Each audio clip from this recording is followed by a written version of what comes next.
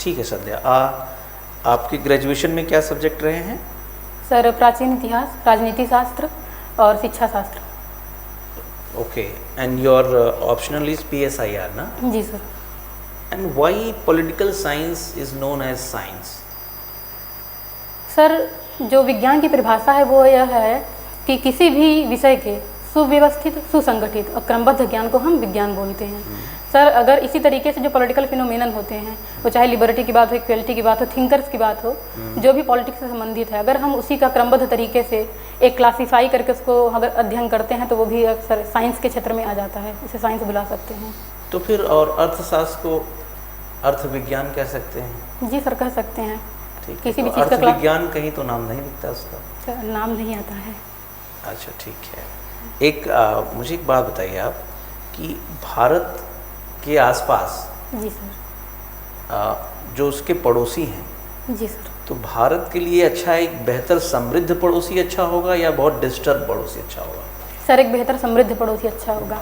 मान लीजिए पाकिस्तान बहुत समृद्ध हो गया। जी सर। वो तो हमें और परेशान करेगा। जी नहीं सर, संभावना कम हो जाती है। कैसे?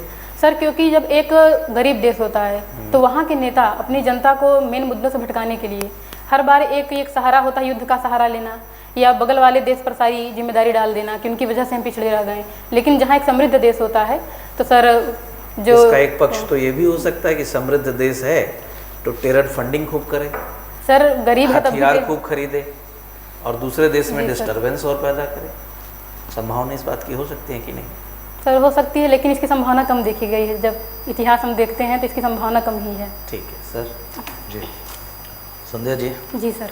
मुझे लगता है काफ़ी समय बाहर वेट करना पड़ा आपको। जी कितना सर। देर वेट किया आपने? सर आधे से आधे घंटे से क्या कर रही थी बाहर? सर बैठे थे, फैमिली भी है, बात कर रहे थे, हंस रहे थे। अच्छा, बाकी कैंडिडेट से भी कुछ बात हुई? हाँ एक कैंडिडेट थे, उनसे थोड़ी बात हुई और अभी इंटरव्यू है तब तक। अच्छा, अर्बन नक्सलिज्म क्या होता है? जी सर। सर अर्बन क्षेत्रों में नक्सलिज्म इसमें बढ़ रहा है, जो खासकर जो इंटेलेक्चुअल्स अर्बन क्षेत्र में, कुछ इंटेलेक्चुअल्स उनका झुकाव जो है वो माओइज्म, लेफ्टिज्म और मार्क्सिज्म इन सब आइडियोलॉजी के तरफ दिख रहा है। तो सर इसी को बोल रहे हैं अर्बन नक्सलिज्म। क्या रीजंस हैं कि अर्बन नक्सलिज्म आजकल बढ़ रहा है?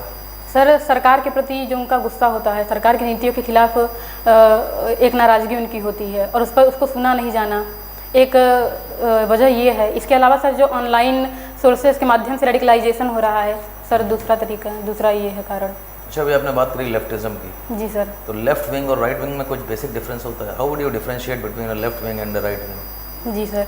राइट विंग सामान्यतः सर कंजर्वेटिव माना जाता है, जो रूढ़ी परंपरा इन सब जो एक सामान्य व्यवस्था चल रही है उसे बना के रखना चाहते हैं, उसमें चेंज नहीं लाना चाहते हैं सर। ये एक सामान्य परिभाषा है राइट विंग की। लेफ्ट विंग जो है वो सामान्य व्यवस्था चल रही होती है, हमेशा इसके खिलाफ एक आंदोलन छेड़ने की कोशिश उसमें रहती है और एक नया एक ऐसा समाज जिसमें हर कोई समान हो, इस तरीके की व्यवस्था लाने की कोशिश की जाती है। संध्या जी, मैं देख रहा हूँ आजकल ब्लैक सी जो है जी वो सर। काफ़ी जियोपॉलिटिक्स का एक सोर्स बना हुआ है। जी सर। बता सकती हैं कि इसकी जो जियोपॉलिटिक्स हो रही है ब्लैक सी की, उसके बारे में कुछ बोलेंगी? जी सर।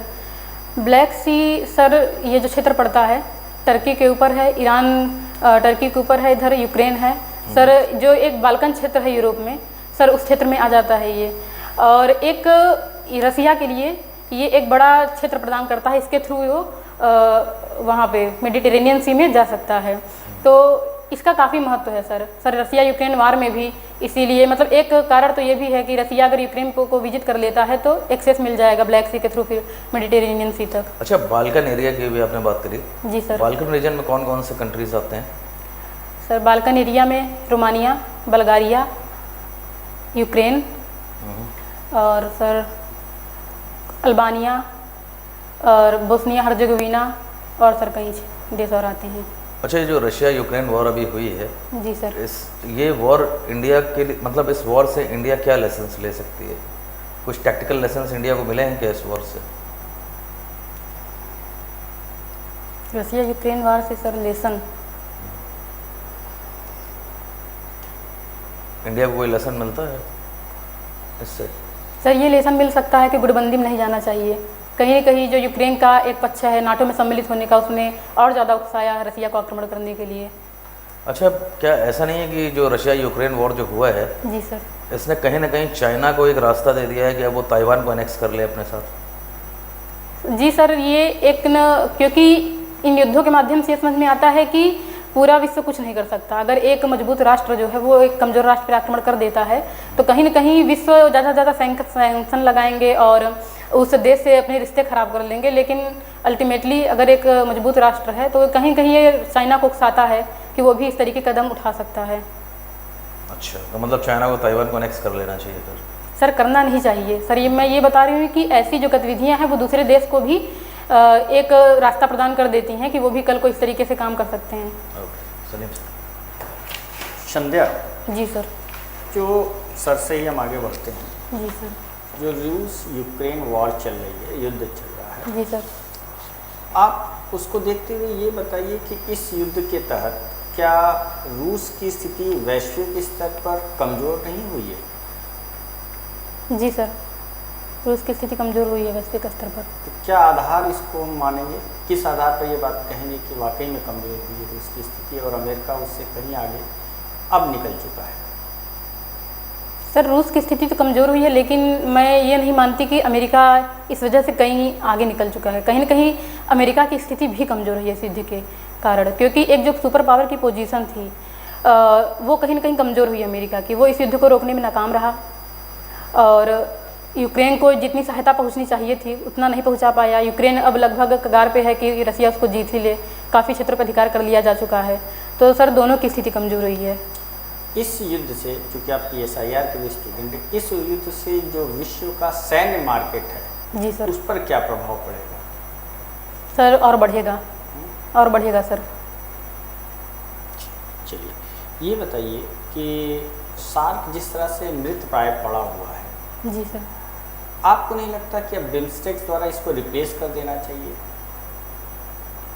सर दोनों जो ऑर्गेनाइजेशन है उनका अपना महत्व है। बिम्स्टेक सर अपने आप में कई राष्ट्रों को नहीं शामिल करता है, जैसे कि पाकिस्तान हो गया, अफगानिस्तान हो गया, और सर बिम्स्टेक का अलग महत्व है, सार्क का अलग महत्व है। ये सर रिप्लेस नहीं किया जाना चाहिए। नहीं किया, ठीक है। गुजराल डॉक्ट्रिन क्या है, इसके बारे में बताइए। सर गुजराल डॉक्ट्रिन जो है हमारी फॉरेन पॉलिसी को निर्देशित करने के लिए एक डॉक्ट्रिन दिया गया है, जिसके तहत ये कहा जाता है कि अगर हम किसी राष्ट्र की हेल्प कर रहे हैं तो उसमें एक नॉन रेसिप्रोसिटी का प्रिंसिपल फॉलो करना चाहिए। मतलब कि हमें ये आशा नहीं करनी चाहिए कि वो राष्ट्र हमें इसके बदले कुछ ना कुछ दे।